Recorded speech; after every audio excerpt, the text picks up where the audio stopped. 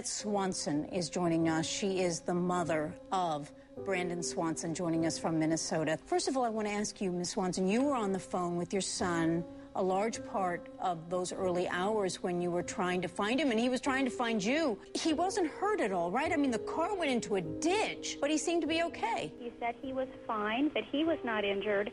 And, in fact, when we did find his vehicle, there was no damage to it. These are the last 47 minutes of a 19-year-old Minnesota college student's life in May 2008, captured entirely on a phone call with his father, ending with two words that have haunted investigators for over 17 years. This is the disappearance of Brandon Swanson. May 13, 2008, started like any other end-of-semester celebration at Minnesota West Community and Technical College in Canby, Minnesota. Brandon Swanson, a 19-year-old wind energy student, had just finished his classes and was excited about transferring to Iowa Western Community College that fall. He devoted himself to his family, loved reading, and had worked at the local Hy-Vee for 4 years. That night, he celebrated with friends, completely unaware he was living his final hours. Shortly after midnight on May 14th, Brandon left the party to drive the 30 miles home to Marshall, Minnesota. It should have been a routine drive on familiar roads through southwestern Minnesota's agricultural landscape. But somewhere in the darkness of rural Minnesota, Brandon's 1998 Chevy Lumina slid into a ditch along a gravel road. At 1:54 a.m., he called his parents. The conversation started normally. Brandon told his father, Brian, that he was stuck in a ditch near Lynd, Minnesota, and needed help getting pulled out. What was it like that night to be going through this and so close to your son, but so far from your son? Yeah, as Brandon tried to explain to us where his location was, and he was extremely sure of himself. He felt confident in where he was at, and that we were the ones that were confused about, how to get to him. Brian and his wife, Annette, immediately got in their car to find him. But as they drove toward Lynd, something went terribly wrong. They couldn't find Brandon's car anywhere. At 2:23 a.m., Brandon called his father again, and this call would stretch into what investigators now consider the longest documented phone call in a missing persons case, 47 minutes that would become the Swanson family's darkest hour. Brandon decided to walk toward what he believed were the lights of Lynd while staying on the phone with his dad. Brian drove around searching, honking his horn so Brandon could hear him and walk toward the sound. But Brandon never heard the horn. For nearly an hour, father and son stayed connected by phone, with Brandon describing his walk through fields and along gravel roads in the Coteau des Prairies region of southwestern Minnesota. He mentioned hearing running water and seeing lights in the distance. Brian kept driving, searching desperately in the darkness near Lynd. Neither man realized they were looking for each other in completely different places. Then, at exactly 3:10 a.m., Brandon suddenly exclaimed, "Oh, shit!" The line went silent, and the call ended. Brian immediately tried calling back, but Brandon never answered again. When Brandon's parents reported him missing at 6:30 a.m., the initial police response frustrated them. They were told it was hardly unusual for young men to stay out all night after college parties. Annette Swanson later recalled that one officer said it was Brandon's right to be missing. But as his mother said, "I'm his mother, and I knew something was horribly wrong." The first major breakthrough came that afternoon when authorities traced Brandon's cell phone calls to a tower northwest of Marshall. What they discovered was shocking. Brandon's car wasn't near Lynd at all. It was sitting in a ditch near the small town of Taunton, 25 miles away from where Brandon thought he was. This discovery transformed the case from a simple stuck car situation into something far more mysterious. Brandon had been completely disoriented about his location. Standing where his car was found, investigators could see a red light atop a grain elevator in Taunton. They theorized that Brandon had mistaken this light for the lights of Lynd, explaining why he was so confident about his location during the phone call.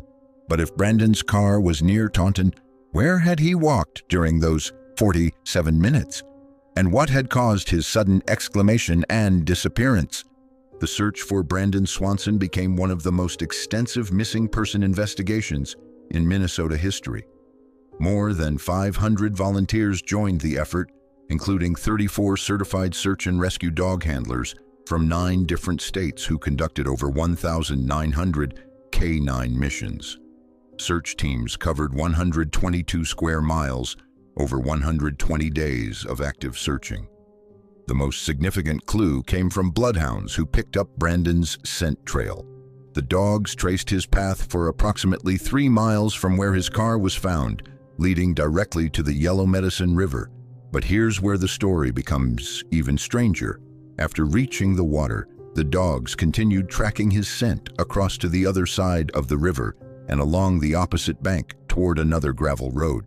This scent trail has fueled the most prominent theory about Brandon's disappearance, that he fell into the Yellow Medicine River and drowned. The river varies from knee-deep in some areas to 15 feet deep in others.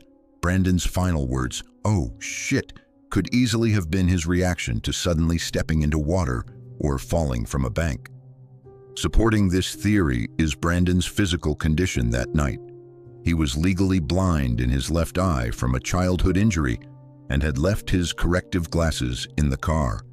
In the darkness, navigating unfamiliar terrain would have been extremely challenging. The temperature was around 40 degrees with light winds, and Brandon was walking through rural farmland with various hazards. However, the drowning theory faces significant challenges. Despite extensive searches of the river, including excavations as recently as fall 2021, when drought conditions dried up sections of the waterway, no trace of Brandon has ever been found.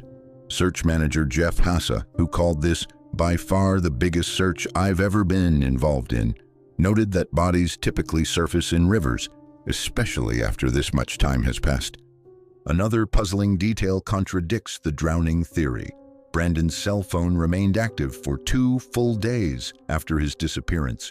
Calls to his number rang several times before going to voicemail until May 16th. If his phone had been submerged in water, calls would have gone directly to voicemail immediately. Alternative theories have emerged over the years. Some investigators suspect foul play, noting that Brandon's final words sounded shocked or frightened. The rural location could have made him vulnerable to a robbery or random crime. However, BCA Special Agent Derek Woodford stated, "We don't have any evidence at this point to indicate foul play." Another possibility involves the dangerous terrain itself. The area is dotted with unmarked cisterns and farm equipment. Brandon could have fallen into an abandoned well or become trapped in farm machinery. Frustratingly, several promising search areas couldn't be thoroughly investigated because landowners refused permission and authorities lacked probable cause for warrants. The hypothermia theory suggests that even if Brandon survived an initial fall into the river, the 40-degree temperature could have caused him to become disoriented and succumb to exposure. However, meteorologists note that these weren't severe enough conditions for fatal hypothermia within hours. The case led to significant legal changes. In 2009, Governor Tim Pawlenty signed Brandon's Law, which requires Minnesota law enforcement to immediately take missing person reports for adults and begin investigations without delay. This legislation was part of a broader wave of missing persons reforms that included the Jacob Wetterling Act and improvements to the Amber Alert system. Previously, police could refuse reports based on assumptions about voluntary disappearance or the short time since someone was last seen. 4 other states have since passed similar legislation. Brandon's parents, Brian and Annette, never gave up hope. They left their porch light on every night for years as a symbol that they were waiting for Brandon to come home. The family worked tirelessly with search organizer Jeff Hassa and teams of volunteers, walking fields and following every lead. The Minnesota Bureau of Criminal Apprehension took over the case in 2010, and it remains active today. The FBI has included Brandon on their VICAP missing persons list, and his information has been entered into NAMUS, the National Missing and Unidentified Persons System, along with databases maintained by the National Center for Missing and Exploited Children. Search manager Ken Anderson invested over 36,000 miles of driving in search efforts, saying, "This is the toughest terrain there is, with the exception of Canada." Canine teams have identified 573 areas where human remains detection dogs showed interest in possible human remains, but none have yielded conclusive evidence. The sheer scope of the search area and the challenging agricultural terrain make finding answers incredibly difficult. Today, more than 17 years later, Brandon Swanson's disappearance remains one of Minnesota's most perplexing unsolved cases, joining other mysterious disappearances like those of Brian Schaffer and Brandon Lawson that continue to baffle investigators. His family continues to search when harvesting seasons permit access to private farmland. They've spoken with psychics, raised awareness through media coverage, and kept Brandon's story alive in hopes that someone, somewhere, knows what happened during those final moments after 3:10 a.m. on May 14, 2008. The case reminds us how quickly someone can vanish, even while connected to family by phone. In an age of constant communication and GPS tracking, Brandon's disappearance feels almost impossible. Yet somewhere in the vast farmland of southwestern Minnesota, the answer to what happened to this 19-year-old college student may still be waiting to be discovered. If you have any information about Brandon Swanson's disappearance, contact the Minnesota Bureau of Criminal Apprehension at 877-996-6222. His family deserves to know what happened during those final 47 minutes that changed their lives forever.